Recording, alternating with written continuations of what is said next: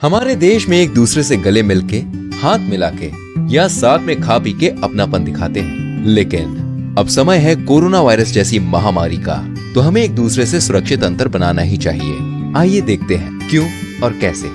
विकास भैया, कब आए आप शहर से? परसों ही आया हूँ छुटकी।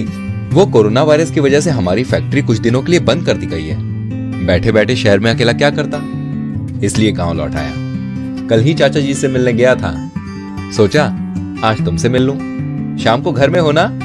भैया, कोई और समय होता तो मैं खुद ही आपसे मिलने आ जाती, लेकिन ऐसे समय में कोरोना वायरस से बचाव के लिए हम सबको एक दूसरे से दूर रहना पड़ेगा। आपको भी शहर से नहीं आना चाहिए था भैया, लेकिन अब आप आ गए हैं तो घर पर ही रहिए। तुम्हें क्या लगता है मुझे कोरोना वायरस की बीमारी हुई है? अरे नहीं नहीं, बुरा मत मानिए भैया, लेकिन इस समय सावधानी लेना बहुत जरूरी है।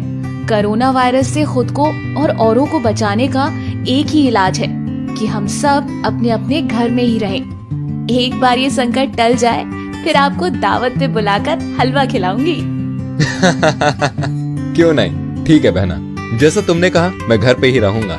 अच्छा सुनो, मैं जरा पास की दुकान से सब्जी और कुछ सामान लेकर आता हूँ। हाँ, पर संभाल के जाना। रुमाल से मुंह और नाक को ढक लो। और सुनो, दुकान में भीड़ होगी तो बाहर ही लाइन लगाकर खड़े रहना। लाइन में भी एक दूसरे से 6 फीट की दूरी रखना। दोस्त भी मिले तो उससे भी हाथ नहीं मिलाना, दूर से ही बात करना। बिल्कुल बिल्कुल, ऐसा ही करूँगा। अरे भाई, क्या घर में बैठे हो, चलो थोड़ी खुली हवा खाकर आते हैं। अरे शंकर चाचा, आप भी बाहर निकल आए। पता है ना, कोरोना वायरस से सबसे ज्यादा सावधानी लेने की जरूरत बुजुर्गों, छोटे बच्चों और उन व्यक्तियों को है जिन्हें डायबिटीज, ब्लड प्रेशर, हार्ट या कोई अन्य बड़ी स्वास्थ्य समस्या है। वो तो ठीक है बेटा, लेकिन हम तो सिर्फ चौराहे पर ही जाने वाले हैं। बिल्कुल भी नहीं, हमें घर में ही रहकर एक दूसरे से सुरक्षित दूरी बनानी है। चौराहे पर जाना, दोस्तों से मिलना भी सुरक्षित नहीं है।